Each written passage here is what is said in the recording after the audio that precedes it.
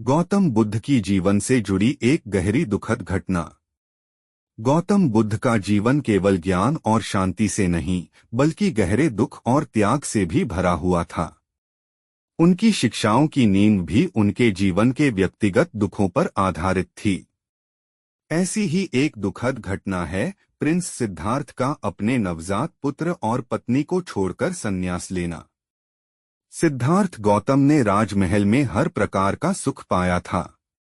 उनका विवाह राजकुमारी यशोधरा से हुआ था, जो उन्हें अत्यंत प्रेम करती थीं। उनकी शादी के कुछ वर्षों बाद उनके पुत्र राहुल का जन्म हुआ। जब सिद्धार्थ ने पहली बार अपने बेटे को देखा तो उनकी आंखों में आंसू भर आए। उन्होंने कहा, राहुल, तुम्हारा नाम ही इस संसार की सबसे बड़ी सच्चाई है। तुम मेरे लिए मोह का प्रतीक हो, जो मुझे बांध सकता है। यशोधरा को अपने पति की बेचैनी का आभास था।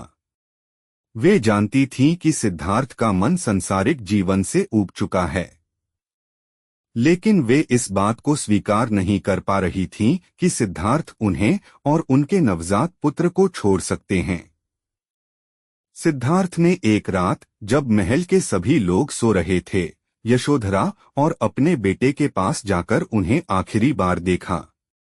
यशोधरा गहरी नींद में थीं और राहुल उनकी बाहों में सो रहा था।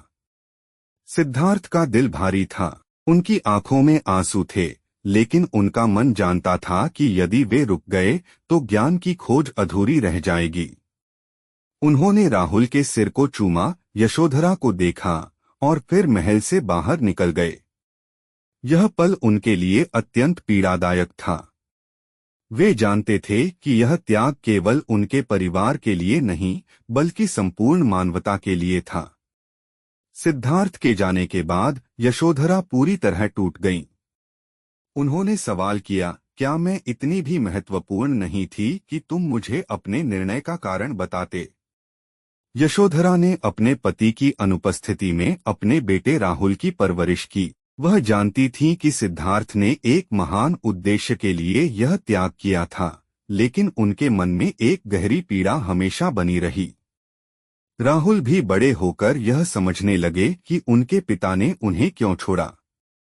एक बार जब वे बुद्ध से मिले, उन्होंने उनसे पूछा, पिता, क्या आप जानते हैं कि मैंने आपकी अनुपस्थिति में क्या महसूस किया?